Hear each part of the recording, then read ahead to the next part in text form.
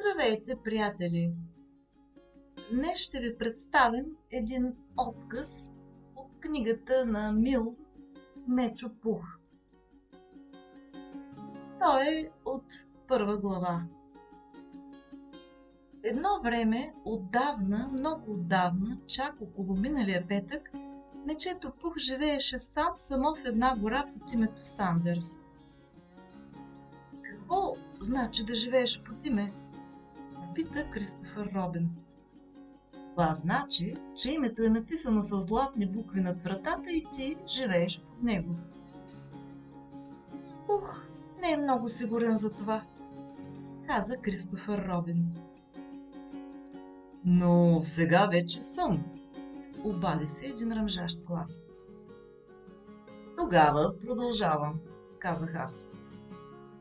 Веднъж, когато се разхождаше, Мечо Пух стигна до една поляна сред гората. В средата на тази поляна растеше грамаден дъб, а откъм върха на дъба се чуваше силно бръмчение. Мечето седна под дървото, сложи глава между двете си лапи и започна да мисли. Преди всичко, каза се то, това бръмчене значи нещо. Не може да има бръмчене само от тъй, бръм, без да значи нещо. Щом има бръмчене, значи някой бръмчи. А единствената причина да издаваш такъв звук, колкото знаме, защото си пчела. После мисли още дълго и си каза. А единствената причина да си пчела, доколкото знам, е да правиш мед. То се изправи развълнувано. А единствената причина да се прави мед е, за да мога аз да го ям.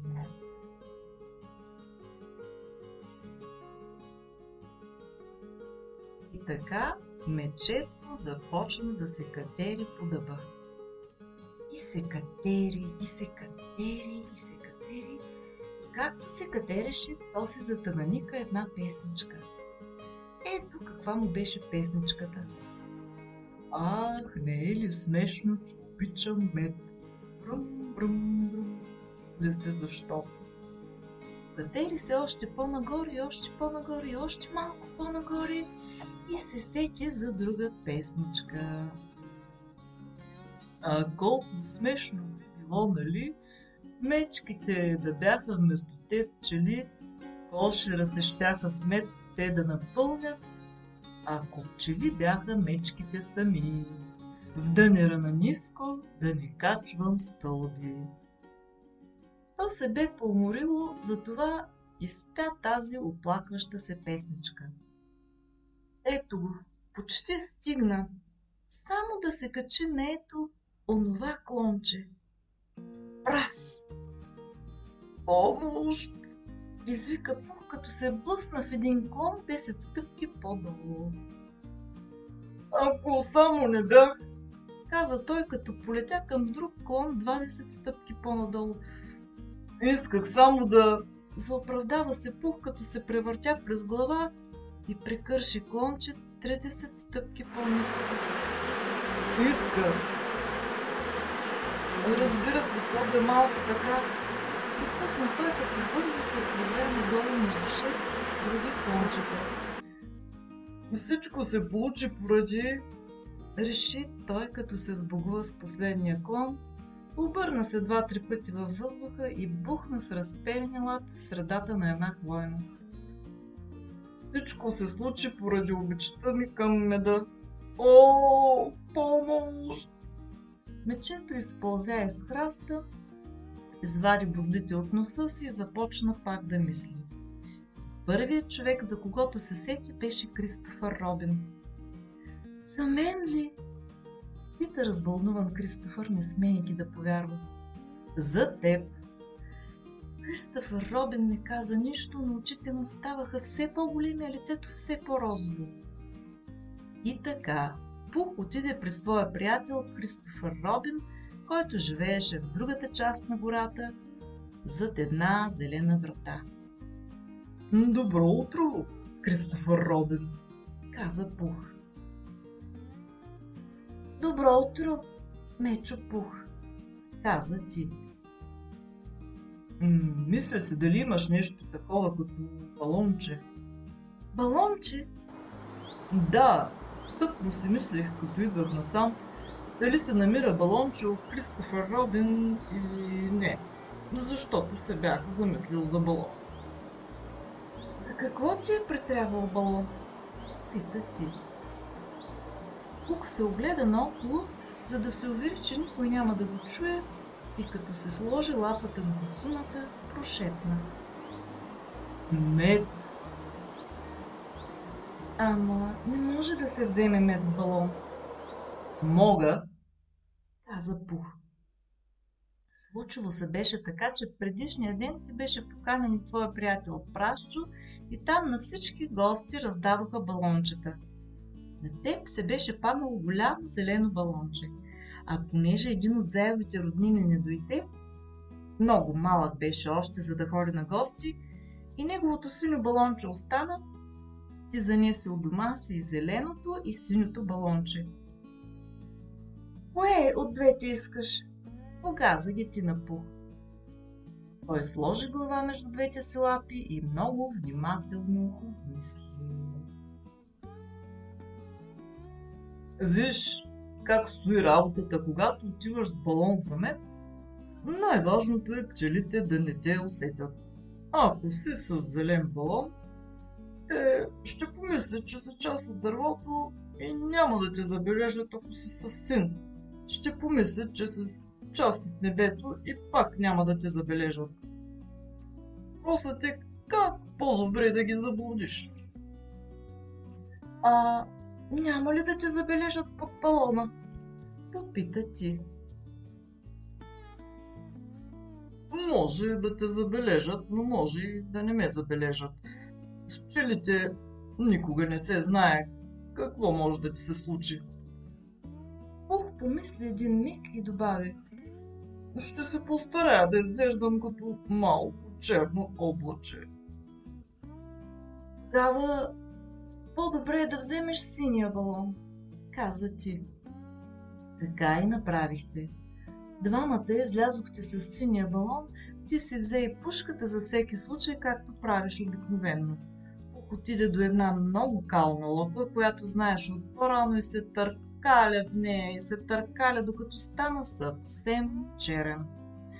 После надухте балона колкото беше възможно, но го държахте заедно за канапа, след той Ти изведнъж го пусна и Пух леко се понесе нагоре.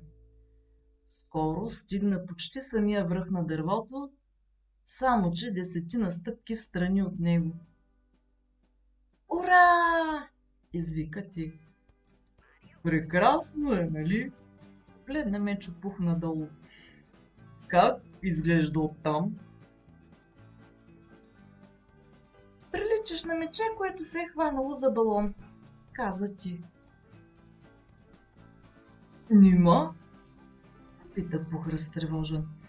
Нима не приличам на малко черно облаче сред синьото небе. Не много. Може отгоре да изглеждам иначе.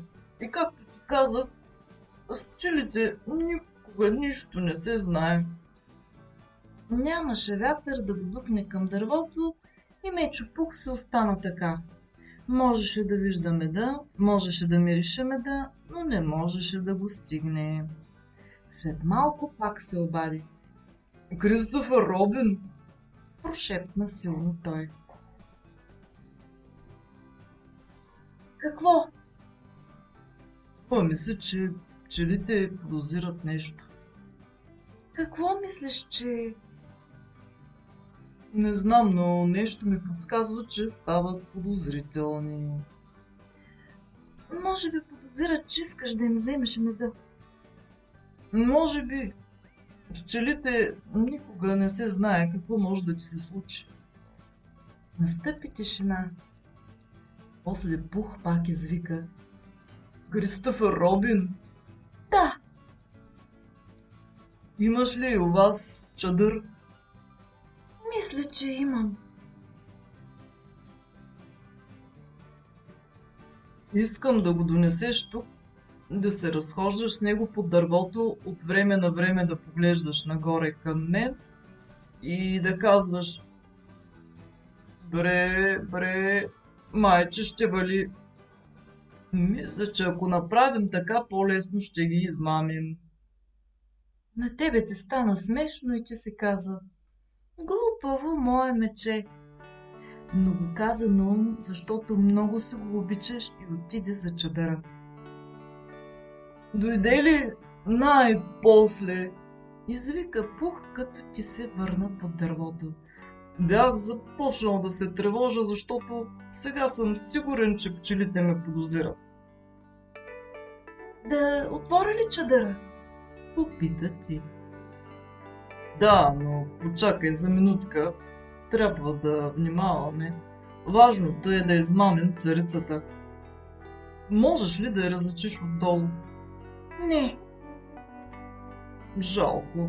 Тогава започни да се разхождаш с отворен чадър, като казваш от време на време: бре, бре, майче ще вали.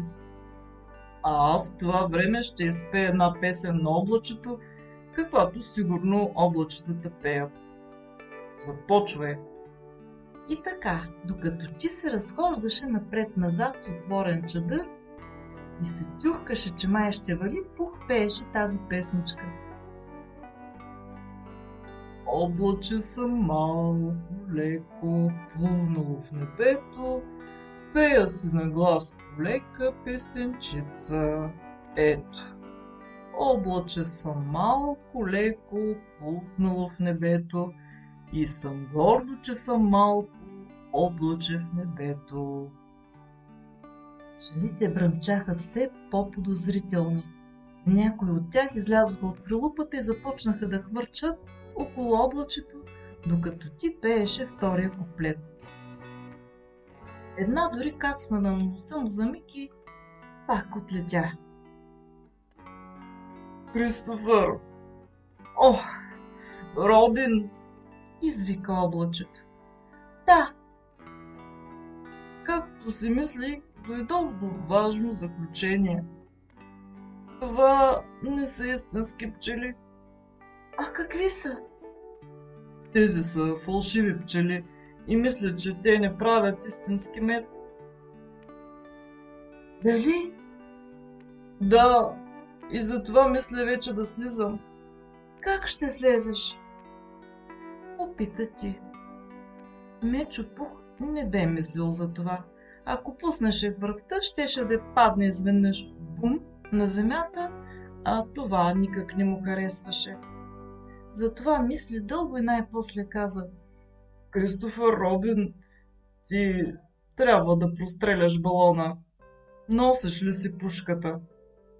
Разбира се, че я нося, но ако го прострелям, ще го повредя, каза ти. Ако не, ще трябва да падна изведнъж и ще се повредя аз.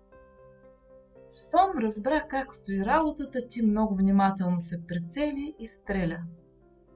Ох! Извика Пух. Не улучих ли? Попита ти. Улучи, но не балона. Изкимтя Пух.